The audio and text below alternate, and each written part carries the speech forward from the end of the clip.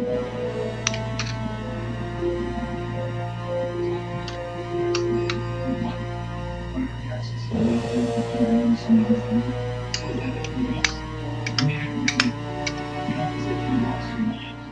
knows what evil lurks in the hearts of man? The shadow knows.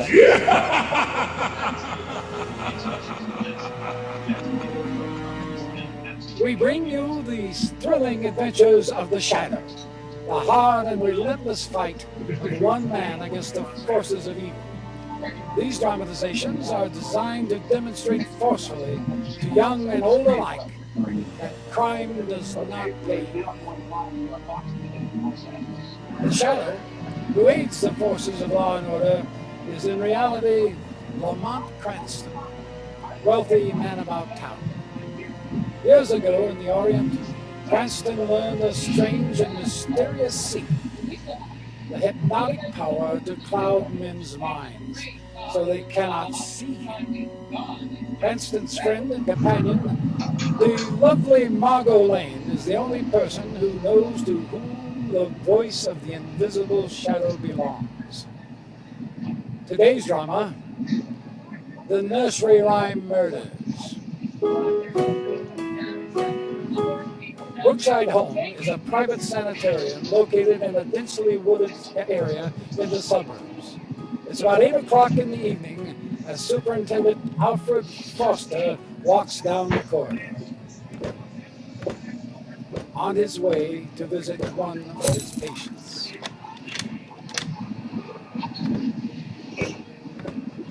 Good evening, Bert. How are you? I'm fine, thanks, Dr. Foster. I've been waiting for you. You should be asleep by now, Bert.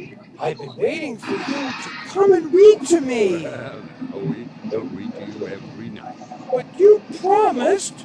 You said if I ate all my supper, you'd read me a story. And I ate it all, Dr. Foster, every bit. The cereal and everything. Read to me now, please. We told you, Bert. After you've been here a while, we'd have to stop reading to you at night. You're not going to read to me? You're tired tonight, Bert. A little feverish too, I think. Now just go to sleep. And in the morning... I won't.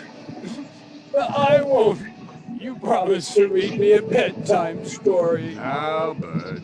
And now you broke your promise. Bert, you mustn't get excited. You broke your promise. Bert, stay where you are. Don't come any nearer. You're bad, and I'm going to hurt you. Bert, no! Bert, take your hands off my throat. You're choking me. Orderly! Orderly! I'll make you read to me. Orderly! What is it, Dr. Forster? Bert, get him off me quick! Andrews! Let him go. Let him go. Yeah. Now stay there, Bert. Oh, thank you, Andrews. That was close. He promised to read to me, and he broke his promise. Want me to get one of the other orderlies, Dr. Foster? No, that's all right, Andrews. Bert just got a little excited. I can handle him all right now. I don't know. I think we ought to get to send him over to the violent ward. You better not send me away. You better not. No, Bert. Now, you better not try and send me away. If you do, I'll hurt you all. I'll hurt you all bad.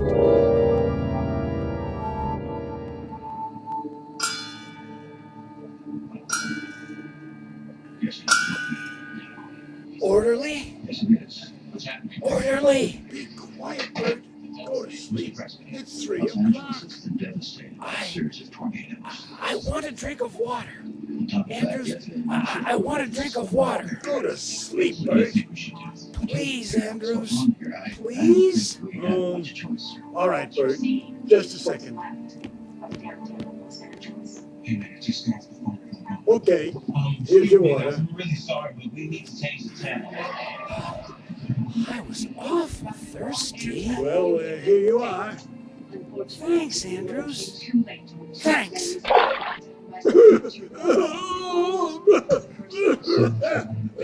Now, give me those keys. No, you don't.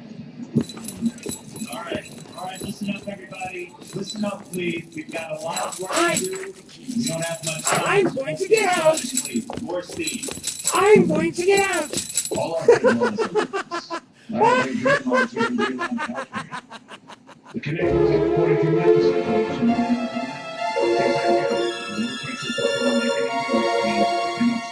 Two, Hang on, are you four. saying that these things are interconnected? You have to consider the possibility. The only force long enough to affect reality.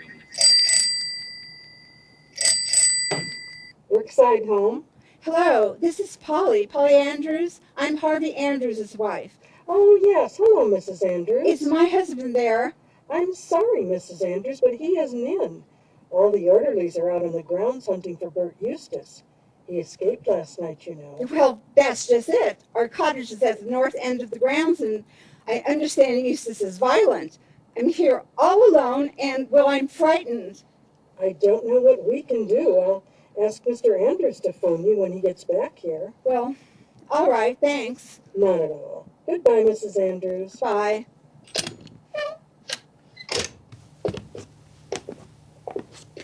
Who's that?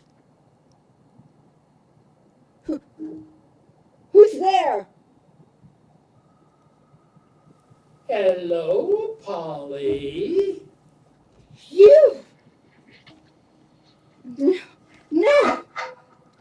Don't! Don't!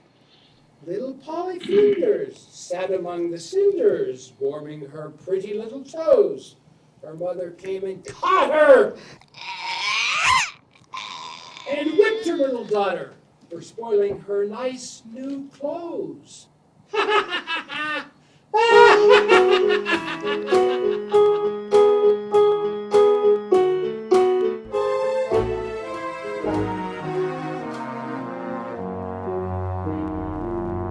Lamont, I know it's presuming on our acquaintance, but I want to thank you and Miss Lane for coming to my office this morning when I phoned. Oh, not at all, Fred. Glad to be of service. The fact is, I need your help desperately. You see, Lamont, I'm a psychiatrist, not a criminologist. I don't think it's a case for the police, but I do need help in trying to find out where this escaped patient is. And the searching parties found no trace of Bert Eustace last night, Dr. Foster? No, Miss Lane. He's still at large. I feel pretty badly about it, too. Bert was showing signs of violence. In fact, he attacked me yesterday. But instead of sending him to the violent ward, I kept him here for observation. Then you think he's capable of being a killer? I'm afraid so, Miss Lane. What kind of a case was this patient, Fred? Well, not fundamentally a criminal type, but extremely unbalanced, especially emotionally, that is, during his periods of irrationality. He reverted to his childhood, lived in a complete juvenile world. What do you mean by that? Well, he went to bed when it got dark. He ate his cereal faithfully. He insisted that I read bedtime stories and nursery rhymes to him. Bedtime stories? Yes. And nursery rhymes?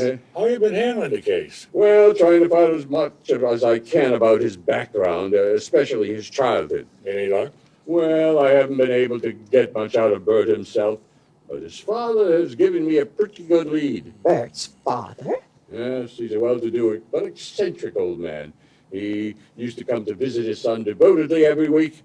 Recently, he's been coming less and less. So you think maybe Bert has some sort of a father complex? Maybe his father's been neglecting him lately? Yes, he's become more and more unbalanced until he reached the boiling point and breaking point and decided to escape.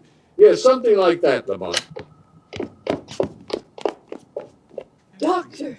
Dr. Foster. Yes, what is it? What's the matter? Mrs. Andrews, Harvey Andrews' wife, was murdered in her cottage last night. What? They just found her strangled to death. But the rest of it doesn't make sense. What doesn't make sense? The killer carried her body upstairs and left it in the fireplace.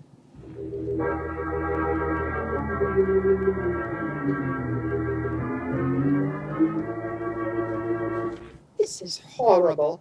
That poor woman's body pinned up in the fireplace like this. Yes, a very strange resting place. But notice one other thing, Fred. Yes? The killer took the shoes off the corpse. Why? Why did he take his shoes off? And why did he carry her body upstairs and put it in the fireplace? It doesn't make sense. No, on the contrary, Margot, it does make sense. What do you mean, Lamont? In the tortured depths of Bert's mind, he acted with a terrible logic. I don't think I follow you, Lamont. No, neither do I. Well, you said this man, Bert, loved bedtime stories and nursery rhymes. Yes, that's right. Well, in my opinion, he killed this woman right out of a Mother Goose rhyme. What? Listen to this, Margot. Little Polly Flinders sat among the cinders, warming her pretty little toes. Lamont, the dead woman's first name was Polly. Yes, and she sat among the cinders. Well, that would be the fireplace, Margot. Yes, and warming her pretty little toes. No wonder the killer took her shoes off. Precisely. The clues are all in the rhyme. But I wonder if it's only the beginning. What do you mean, Lamont? I wonder if the killer's going to stop with his first murder, Margot. Because with all the Mother Goose rhymes there are, death could rhyme many times.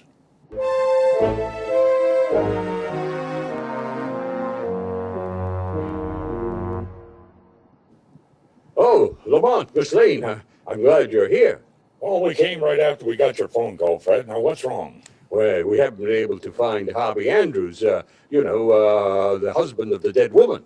Why, it's midnight now. You mean you've been looking for him all day? Yes, Miss Lane, ever since his wife's death. Andrews was out trying to find Bert with the rest of the searching party.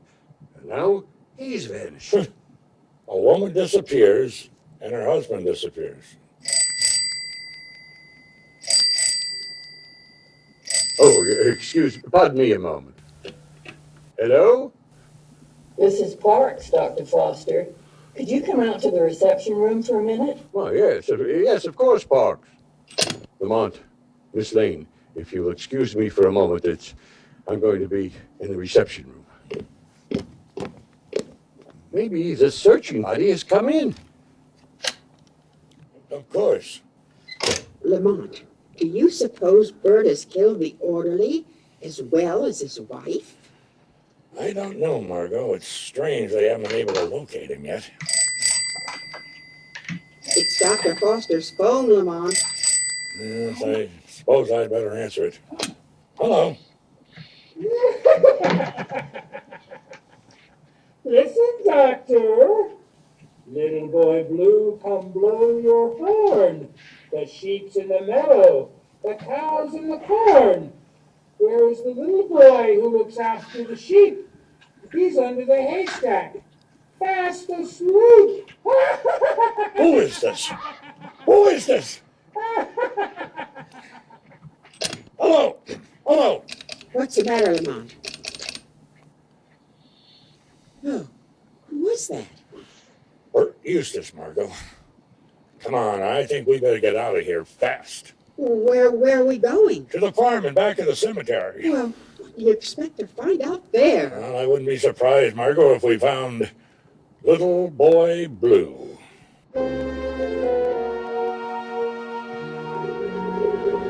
I still don't think we should be wandering around the grounds in the middle of the night without Dr. Foster, Lamont. Dr. Foster will be very glad we left without him, Margot. Here, hold the flashlight, will you? Yes. Now, you see that haystack over there by the barn? Well, yes. Okay, well, come on, Margot. But be careful. We may be walking into a trap. Here we are. Now, here's a pitchfork. I'll start digging. Lamont, what do you expect to find? The killer's given us a clue, Margot. If I'm not wrong... Good Lord! Under the hay, it's Andrews. He's wearing a blue orderly's jacket. Yes, Margot. Little Boy Blue. Only this little boy Blue isn't just fast asleep. He's dead. He's...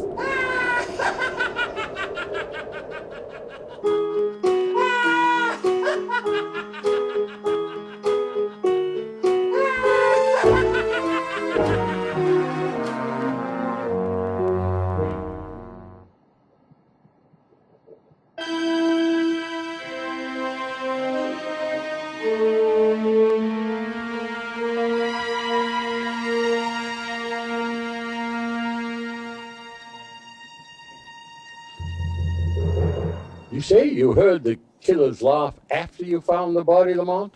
Yes, we ran after him, but we lost him in the darkness, Fred. First it was little Polly Flinders, then it was little boy Blue. I wonder who Bert will pick next. I can guess his next victim, Miss Lane. Who? Myself. You? I believe the same thing, Fred. Yes, Bert hated me as much as he hated Andrews. As I see it, he went to Andrews' home to kill him and found Andrews wasn't there and killed his wife instead. Then he caught Andrews on the grounds later and killed him and buried him under the haystack. Yes, and logically, well, I come next. You could be right. I'm afraid I am. We ought to get to find this man. We've got to. Well, the police have a statewide dragnet out for him now. Yes, and they're so busy covering the highways and terminals, I wonder if they haven't given the most logical place a very fast examination. The most logical place? Yes, Bert's home. I think we'd better have a talk with Bert's father, Lamont. I wouldn't be surprised if he knew a great deal more about where his son is hiding. That's a good idea. Come on, Margot.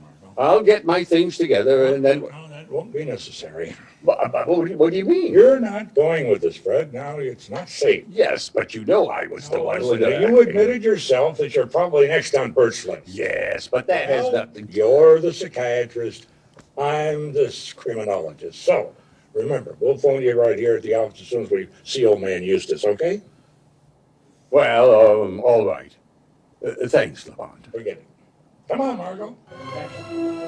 And so, Mr. Eustace, at Dr. Foster's suggestion, we decided to come here to see you. I see. I know you're as anxious to find Bert as we are, Mr. Eustace. Oh, yes, I am. Well, then, if we could just step inside for a moment, Mr. Eustace, and talk to you. Oh, all right. Step inside. Follow me into the parlor. This way. Ooh, Lamont, he really is eccentric. Yes. Did you ever see anything like this old mausoleum? No, and I don't think anybody else has for the last 50 years. You live here alone, Mr. Eustace? Yes, I do. Been here all alone ever since Bertram went away. I miss him very much. And before that, Mr. Eustace? Well, before that, it was just Bertram and I. Bertram's mother had been dead now almost 14 years. I see. You know, of course, that Bert left the hospital. Yes, I know. Oh, you read it in the papers, I suppose. No, I didn't read it in the papers. I know it, though. I know it.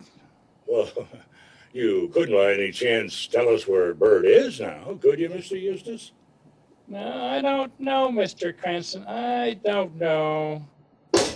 What was that noise? Must have been the cat. She must have knocked something over upstairs. Those are hardly the footsteps of a cat, Mr. Eustace. No, they aren't. But are they? But must be somebody else in the house. I think there is. Then I'd better go find out who it is. Hey, come back here, Mr. Eustace. Eustace! Quick, Lamont, he's locked the door. Eustace! He's bolted it. He certainly has, Margot. We're locked in.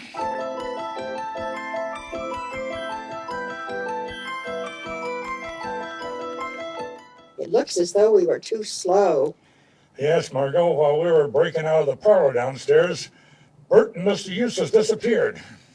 Oh, come on, Margot. We've got to make sure. Come on down this corridor. But stay close to me. Don't worry, Lamont. Ow. Ooh. What's the matter, Donnie? Oh, I ran into another one of those darn spider webs. Spider web won't hurt you. Maybe not, but there was a spider in the middle of this one. No wonder Bert was unbalanced, living in this old mansion. Yes, and with a queer old duck like Eustace for a father, he certainly... Margot, listen. It's Bert. He's upstairs on the floor above us. Oh, Lamont. Come on, Margot. Down the end of the corridor here. Must be a flight of stairs here. Oh, yeah. Here are the stairs. Lamont, he's up there at the top of the stairs. Yes. Goosey, goosey, gander. Listen. Where shall I wander? Upstairs and downstairs and my lady's chamber. There I met a man who would not say his prayers. I took him by the left leg and threw him down the stairs. Oh, Lamont, it must be Mr. Eustace. Poor old man. Wait a second, Margot. I'll have a look. Here's the flash. I'd say the old boy's... What's the matter? Margot, this isn't Mr. Eustace. It isn't? No, it's Bert.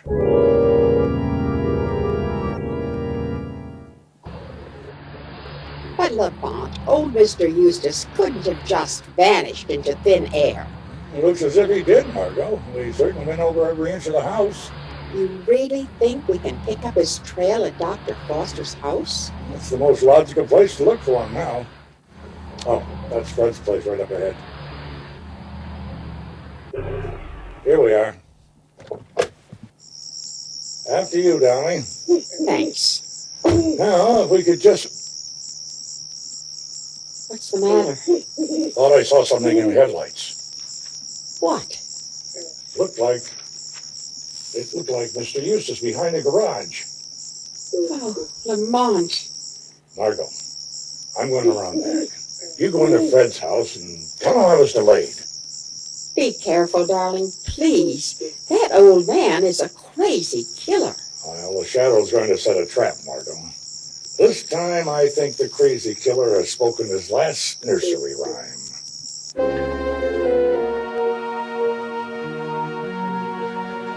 I'm so glad you've come here, Miss Lane.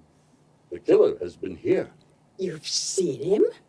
Yes, I saw the same figure Lamont saw when I stopped to pick up the mail. Old Mr. Eustace. Yes, and he left this in his mailbox. What is it? A note, listen. Dr. Foster went to Gloucester in a shower of rain. He stepped in a puddle up to his middle and never went there again. Then old Mr. Eustace is here. Lamont did see him. He must have. It must mean that crazy killer is going to creep into this house and murder me in the night. Oh, he's out of his mind. None of us is safe here anymore. We're all... Why, this is strange. What is it? The killer really is close. There's another note on my desk. Eustace must have slipped it through the window and left it. Another note? Yes, and the odd part about it is it's addressed to you. To me? Yes, read it. Seesaw, Marjorie Daw. Jackie shall have a new master. He shall have but a penny a day because he can't work any faster. I don't understand. Marjorie Daw. It's almost like Margot. You mean the killer? I mean, I'm afraid he means you, Miss Lane. Margot, Marjorie, they're close, aren't they? Close enough for all practical purposes. Dr. Foster, why are you looking at me like that? A nice rhyme, isn't it? There's a swing to it. Seesaw, Marjorie Daw. Jackie shall have a new master. He shall have but a penny a day because he can't work any faster. You're the nursery rhyme killer. Yes, Miss Lane, I am. I love nursery rhymes. Old Mother Harvest went to her cupboard to get her poor dog a bone. Stay away from me. Little Jack Horner sat in the corner eating his Christmas pie. Stay away. Jack and Joe went up the hill. Peter, pumpkin eater. No. Yes, she saw Marjorie die. No. Yeah. Who's in this room? I don't see anyone. Laugh. Someone I can't see. Who are you? You like to hear little nursery rhyme, Dr. Foster? Who are you? I have a little shadow that goes in and out with me, and what can be the use of him is more than I can see. No, stop! Very, very likely, from the heels up to the head, and I see him jump before me when I jump into my bed. Stop it! Stop it! I'm getting mad! You're mad already, Foster. Your mind has been clouded by the dark shadows you profess to study. Who are you? The shadow, Foster. The shadow here to see justice done. The shadow. You thought you could blame these murders first on Bert and then on his father. You became so obsessed with his case that your own mind broke under the strain. Oh, let me out of here. I've got to get out of here! Foster, the state has a place for you. A place where never again will you be allowed loose among society. A place where you can safely recite nursery rhymes to your heart's content.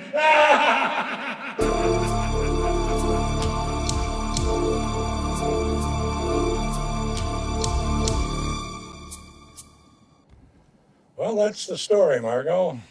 Foster wasn't a doctor at all. He was just a clever quack that outsmarted himself. He became so obsessed with abnormal cases such as Bert Eustace's that he became unbalanced himself. Is that it? That's right, Margot. You see, Bert's escape was the snapping point for Foster's mind. He went on a rampage, blaming everything on Bert. And when we went to see old man Eustace, Foster was afraid we'd find Bert and get the truth out of him. So we had to get rid of Bert and then shift this blame to the father. Then Foster was the one Polly Andrews saw and the voice we heard on the phone. Mm-hmm. Both Bert and his father were completely innocent? That's right, Margot. Foster was also a very clever voice impersonator. I still don't see why he called you in on the case when he was guilty, Lamont. Well, that's where he outsmarted himself. You see, he didn't want to risk calling in the authorities, but he did need an outsider to verify the alibis and collaborated statements. I'm a criminologist. We met before. I seem like the logical choice. I see. Well, after that case, there's one thing I'm sure of. What's that, Margot? If I ever read to a child again, it's going to be from an encyclopedia. Next week, same time, same station, the Old Pros will bring you another strange and thrilling adventure in the Shadow's daring battle against the forces of evil. The Shadow will demonstrate that the weed of crime bears bitter fruit. Crime does not pay. The Shadow knows.